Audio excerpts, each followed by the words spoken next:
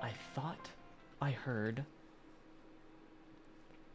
a dog out here. Where are you? I'm not gonna spend too long looking for him, but I thought I heard a dog. I did hear a dog. And I have bones. Come here, doggo. Doggo, wait. I have bones.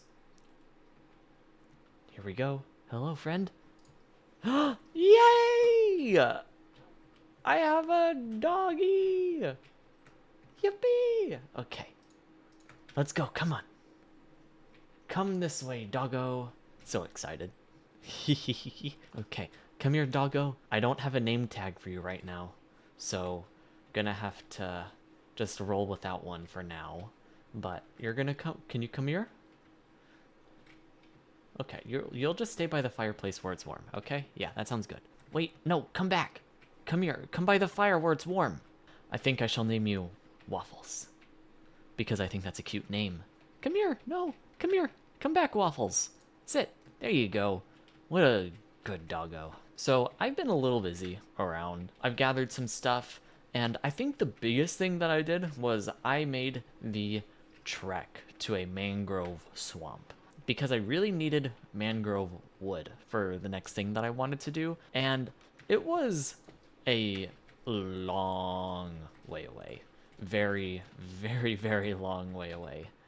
But I did it. The mangrove wood is going to be very important for the next build that we're going to do. And I probably put it in the title, but we're making a farmhouse for the animals, because I think that it's about time for us to get the animals out of the freezing cold and into a more enclosed environment, so they're not as exposed to the elements, just like we did to the plants in the last episode.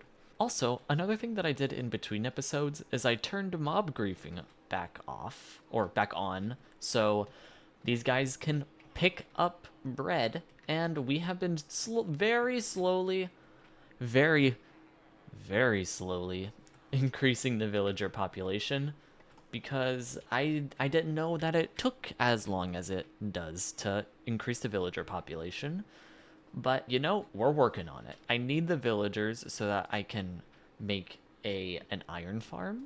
We need a decent amount of villagers, so hopefully I'll get it done in time for the next video. But I digress. This episode, I've been feeling bad for the animals just sitting out here. So we're going to make a farm, because I feel bad that they're sitting out in the cold still, and they're also a little crammed in here, and they're probably not living the best lives. So I'm gonna give them a better home this episode, and all of that stuff is in this chest. I don't have a mod still, so I've been a little lazy about it, but I am hopeful that I counted correctly once again. I did pretty good on that stuff over there, and I'm hopeful that I did it correctly for the barn. With all that said, I'm gonna stop dilly-dallying and let's get building.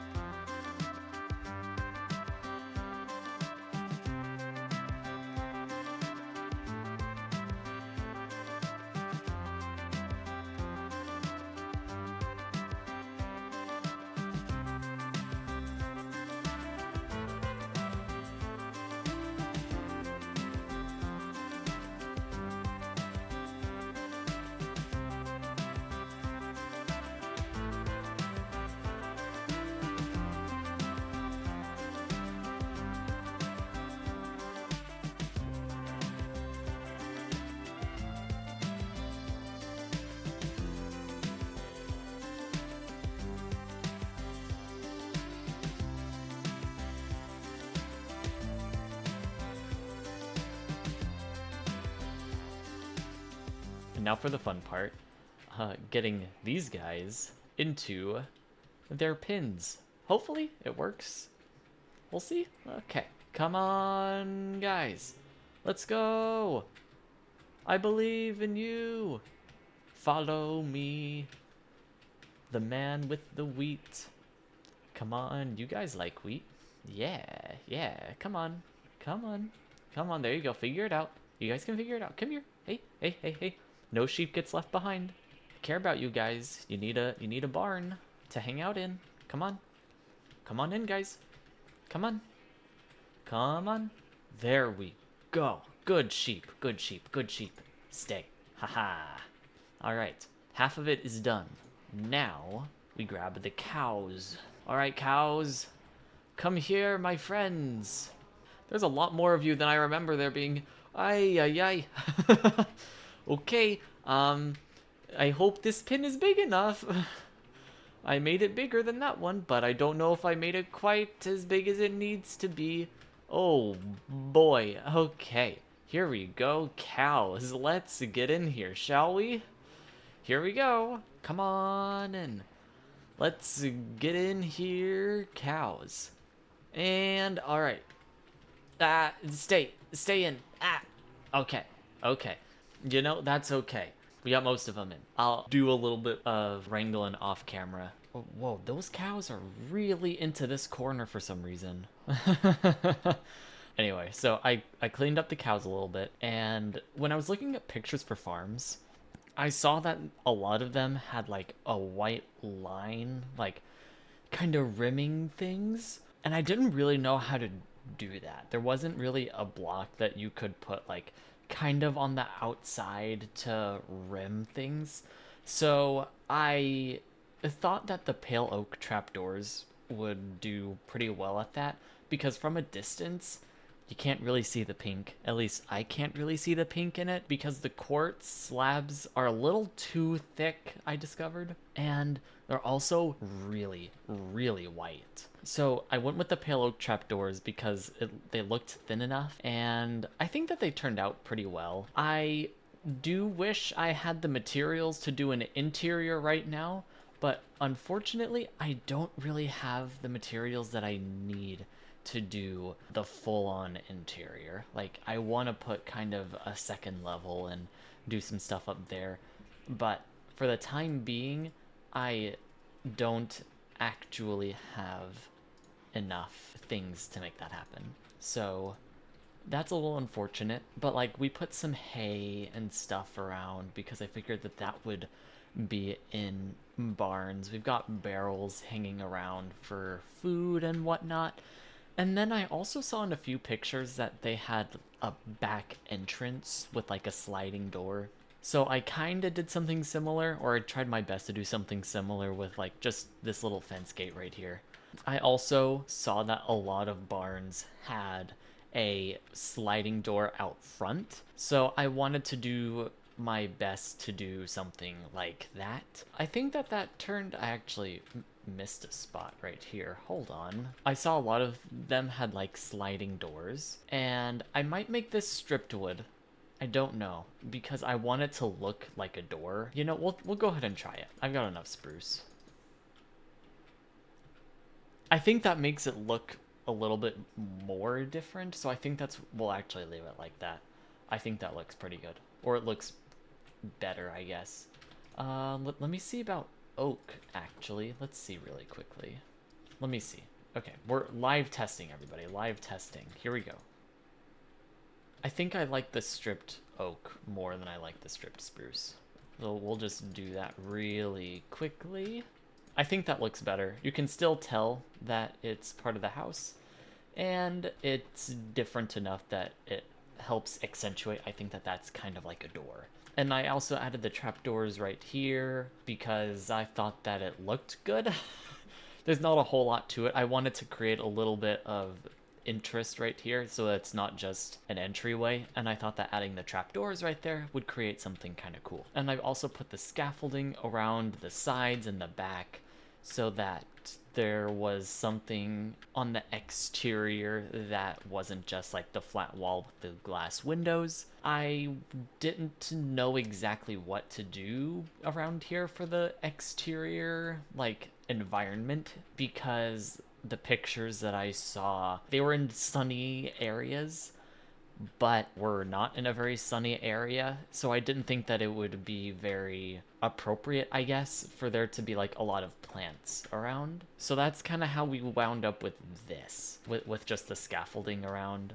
I think it creates a little bit of intrigue, it adds a little bit of character, and it adds to the overall like story and theme of the area. Also, I discovered that I didn't mention this earlier, I don't think, but farming mangrove trees is very, very annoying because the wood is, it doesn't all go up in one straight line, so I have to like dig around a lot to find all the random pieces of wood, and it just makes farming mangrove trees take a lot longer than farming other trees.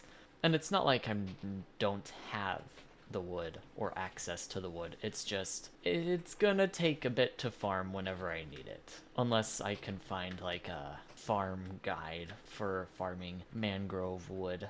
But that's a problem for another day. For right now, we're not quite done with building because the chickens don't have a home, and the chickens need a nice little coop, I think, to call home. So that's the next thing that we're going to do with the rest of the materials in the chest, is I am going to make a little chicken coop for the chickens right next to the barn. Chickens don't tend to go in the barn, I don't think. I feel like chickens tend to be in a coop, in an exterior coop.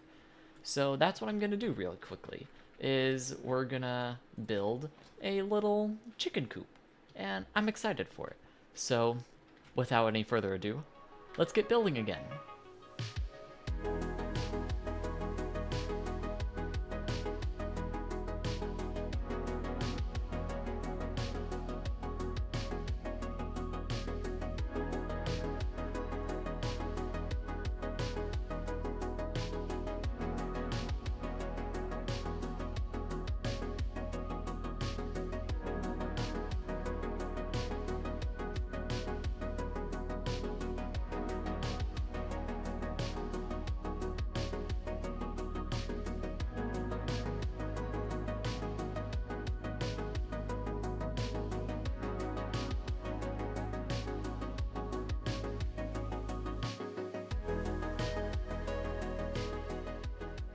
And the finishing touch. Ta-da! Wow! I did it! It's a chicken coop! It's pretty cute. It's a little hard to see in the snow, I'll admit, but I'm pretty pleased with it. I like the differentiation between the two, so that you know, like, it's an entirely different building, and I kind of like the chocolate and vanilla thing that we've got going on right here. Before we get too crazy and caught up in discussing the architecture and the process, the most important thing is the chickens. They need to get moved in. So let's gather the flock. Flock, come here. Let's go, flock. Come on, flock, come here. Come here. And flock, consider yourself locked. I have locked the flock. I think it's really cute. They've got a little water bin in there, and they've got some hay to munch on. I got some lanterns on the inside so that it doesn't get too dark in there. And we've got some extra hay out here for whenever I need to feed the chickens, metaphorically. I know that they don't eat wheat. They eat seeds in Minecraft, but there isn't like a seed block or anything, that at least that I'm aware of. So this is the best that I can do, or the best that I came up with. The chicken coop was much simpler to make because chicken coops aren't historically that big. They tend to be pretty small most of the time. So that made the coop a little bit easier. Oh geez, my inventory is so full. Oh boy. I'm just gonna dump this. This is a problem for future me. You're welcome, future me. Is it nighttime, by the way? Where's my bed? Uh-oh. Did I put my bed in here? Future me is already mad. Oh, wait. It's not done yet. I saw a thing. Oh, no. Where's my bed? Oh, no. This is a tragedy. This is why I need to get better at inventory management. Oh, no. Well, I mean, my bed is... I have a bed in the house. So, in the housey house. So I'm just gonna go and sleep really quickly, and hopefully then that'll also make the snow go away. That would be awesome. Hello, Waffles. And now that the snow is gone, we can take a better look at both of the things that we built today, while I still scrounge around and try to find my bed. The chicken coop, much smaller, much quicker to build. I didn't necessarily want to go into too much like crazy detail with it though, because I feel like chicken coops, that's almost the beauty of them to a certain extent, is that they tend to be relatively simple. So I wanted to keep that sort of simplicity still with the coop. I think I achieved that. The basic premise of like shape, color, texture was pretty similar. The only difference is that I didn't do a whole lot of texturing this time. And I did that on purpose because I don't think that like farm things tend to be very textured. They, from my experience and from my research looking at stuff, they tend to be very flat. So I tried to find creative ways to add a little bit of texture to them with the stripped wood right here, the not planks for the main part of the roof here, I did stripped there. And I did like the stairs on the sides, and I put some stuff along the outside of both of the buildings too. A lot of it is just, I feel like, coming up with different kinds of things to put around the farm. I think that's what makes farmhouses a little unique in terms of architecture, though, is that they tend to be fairly simple in terms of like the texture of the building themselves. They tend to be very like monochromatic. They tend to be very singularly textured too. Because it would have been really easy, I feel like, to make the buildings just a flat texture, flat color, but then that makes them a little boring. So that's how I came up with like the little bit of hay on the outside, the fences, and this little bit where the idea is like this is maybe where chickens like go to lay their eggs. I think that's how that works. I don't really know. I'm not a chicken expert. I'm pretty pleased with how these came about overall. I get strong farm vibes from this area, and that was the goal. One thing that I liked about doing the farmhouse is that I got to use a little bit of red, because so far there's been a lot of like different kinds of shades of brown, like aside from like the cobblestone, but still, even in this greenhouse, there's a decent amount of brown. There's a decent amount of wood still going on, and like the lampposts are made of wood.